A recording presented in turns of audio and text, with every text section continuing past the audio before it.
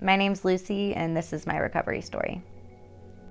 I am the baby of 4. I grew up in a suburb of Winston-Salem, North Carolina, till I was about 15, and then I moved to Charleston, South Carolina for high school.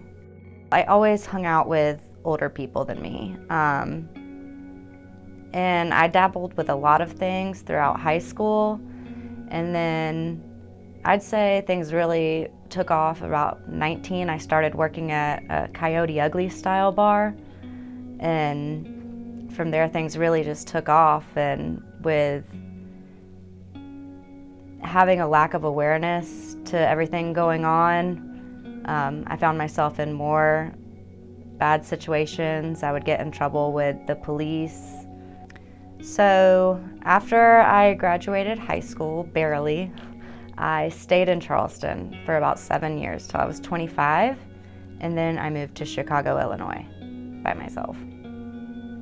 I got my first DUI at 21. I got my second DUI at almost 23, and I got my third one at 25. When they're talking about addiction and you're taking the DARE classes in elementary school, they always show like this homeless 60-year-old person that like lives under a bridge, and like they're not showing the person at the high school parties that's making everyone laugh. They're not showing the homecoming queen. They're not showing like this, this disease. Most of us we're born with it in us. And I think it's really important to talk about for younger people. That's part of why I felt so lonely. Like, why doesn't anybody else feel this way? But really it's because you don't talk about it. So a few days after my 25th birthday, I found myself in a situation where I had been drugged and sexually assaulted by a man I worked for. It was a situation I couldn't deny because it happened in such a scary way. And with that came the realization of how many times something similar had happened to me like that in my past. And I knew that I had some serious stuff I had to face, and not just that event. So it really, for a minute it catapulted me into a deeper part of my addiction. And as I continued to find myself in these painful situations, I started to think that I was broken, and anybody who did want to get close to me, I wouldn't let them. Like, I'm broken, like I will cut you. Not like I will cut you, but like I have sharp edges. And so it was almost like an act of protecting the outside world, but like in blocking anything bad that could come to you, you're also gonna block out anything good. And then the loneliness turned into, when I started really like, they talk about there's using and then there's abusing. And I really got to the point where I wanted to use alone because I didn't want anybody to try to control how much or when or how often I was doing what I was doing. So Thanksgiving of 2019, essentially I woke up in the hospital. I had a catheter in me. I had all of these wires hanging from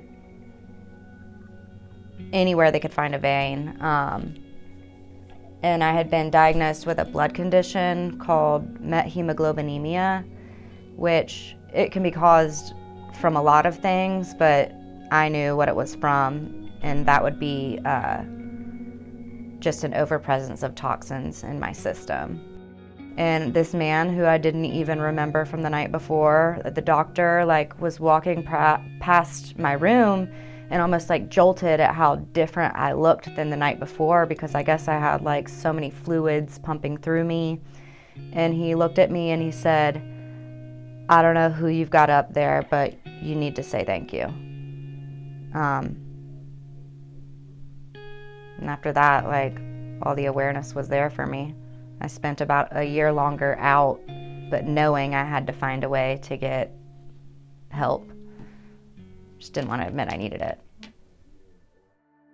No one was going to tell me I needed to go to rehab. Nobody's going to tell me anything. I had to get myself to the point where I felt like I deserved that time. And I'll even tell new people, like people that are here for the first time, I'm like, listen, just think about this. It's like a little vacation to where you don't have to worry about anything on the outside, but just what's inside. And I felt like I deserved that quiet time.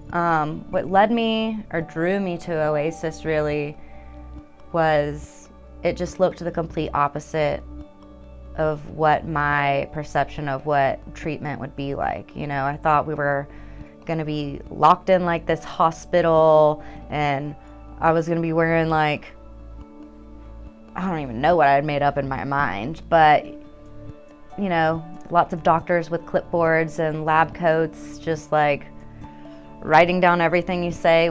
But when like I got here, everybody was like covered in tattoos. They're like, oh yeah, I've been exactly where you've been. It's very refreshing, but also like they make recovery seem doable and safe and possible and like something you want. And then when I was at Oasis, I had a therapist who, she really taught me how to be soft. And I remember talking about some of the things I went through, and I could see her getting a little teary-eyed, and I was like, please don't feel for me. Like, don't feel sorry for me. And she's like, I'm not feeling anything for you. I'm feeling with you. And like just her saying that, like it really allowed me and validated like how sad I actually was because of these things, you know? I'm a very matter of fact. I can laugh about some things. I can say some things happen, but to actively feel like all the emotions that brought, like it brought like fear, anger, sadness. I like had so much in me that I didn't know was there, that it wasn't fair for me to have to keep carrying around. And I had this conversation with my mom when I first started working again, because they were like, you can't go back into food and beverage, because like for years I used that as like, well, this is why I am that way, when really it wasn't. It just made it easier for me to stay in the lifestyle I was in. But that was kind of my only option to start working again, to start making money. And I like told my mom this big spiel about like, I'm gonna be careful and and she just like stopped me and was like, Lucy, I trust you. And I was like, whoa. Like they knew I needed to hear that, and I didn't know I needed it.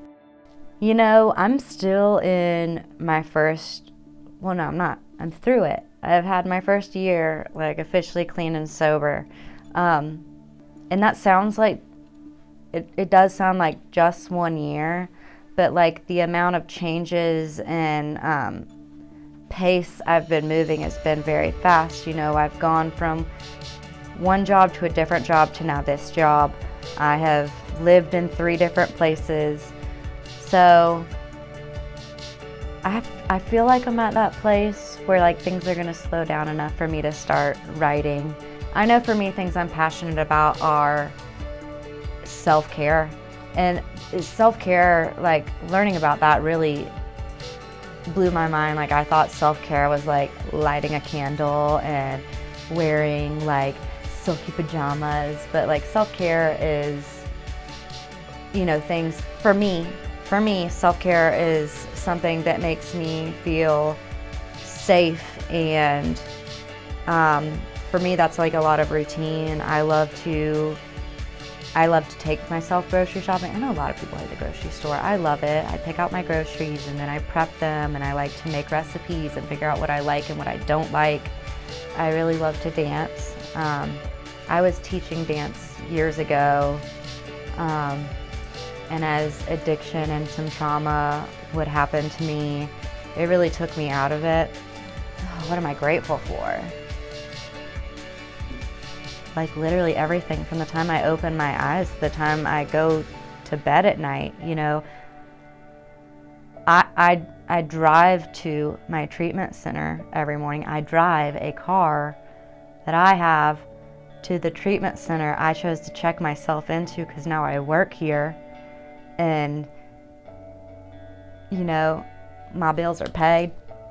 That doesn't mean I get like, I'm still balling on a budget, but I'm taking care of myself physically too.